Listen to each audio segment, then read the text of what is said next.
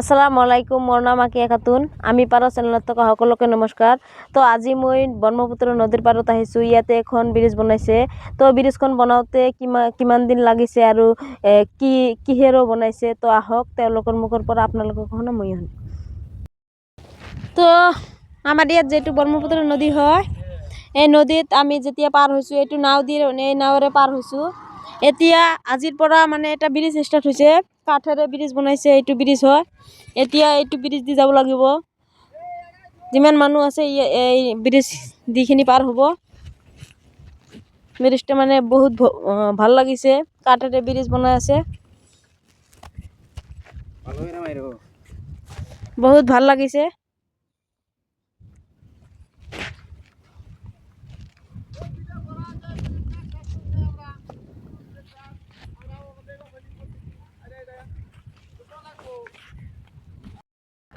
আপনারা ব্রিজ দিলেন? হ্যাঁ, আমরা ব্রিজ দিলাম। তো ব্রিজটা দিতে কয়দিন লাগলো?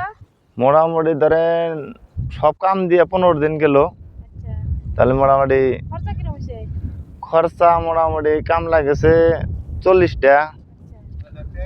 আর মোটামুটি বাঁশ আনছিলাম 50,000 টাকার, তক্তা আনছি 1,20,000 টাকা। তাহলে টোটাল মোটামুটি এটি খরচা আঙ্গে। বর্তমানে এখন ব্রিজটা দিলাম, এখন সবাই কইতেছে যে ভালো হয়েছে। তাহলে সবাই যদি ভালো কইছে আমরাও কই ভালো, নাকি 10 জন ভালো করলে আমরা ভালো। হ্যাঁ,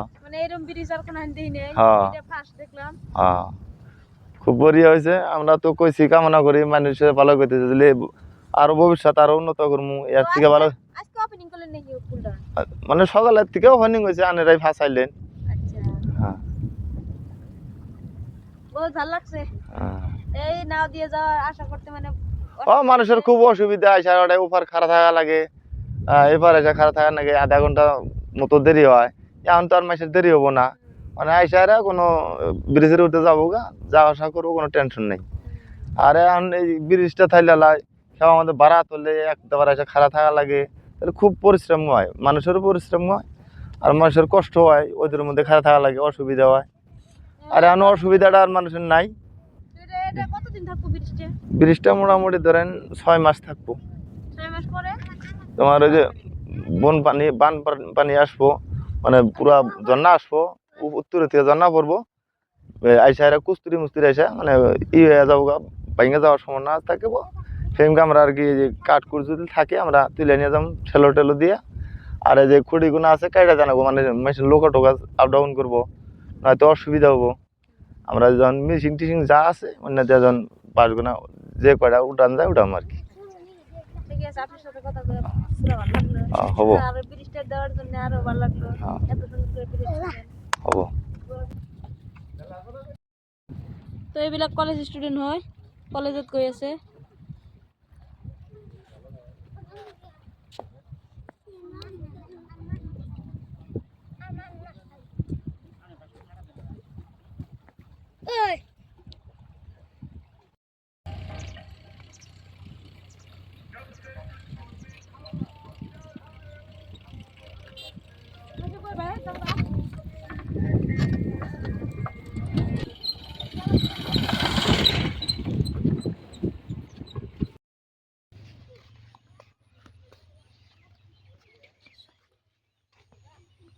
এইটো আমার ব্রিজ হয় ব্রহ্মপুত্র নদীত।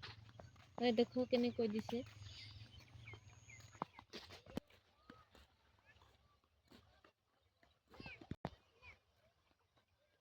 এইটো জিৰণিঘৰ হয়, এই যে বনোৱা শেষ হৈছে।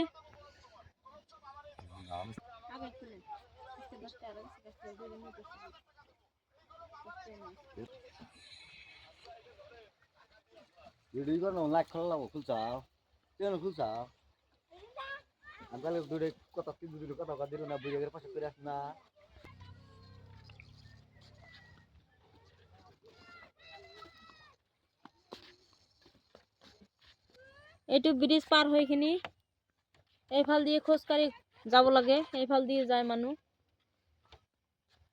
তো মানুহবিলাকৰ মুখৰ পৰা শুনিলো।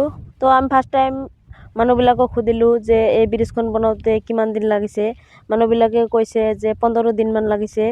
আৰু আমি সুধিছোঁ যে হাজিৰা কেইটামান লাগিছে।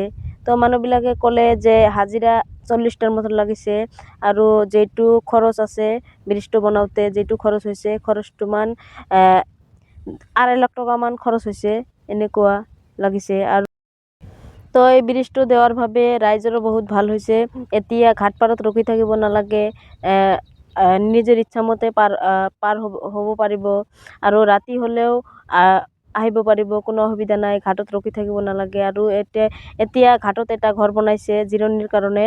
তো যেতিয়া বৰষুণ আহে তেতিয়া মানুহৰ অসুবিধা হয়, সেইকাৰণে এটা ঘৰো বনাইছে।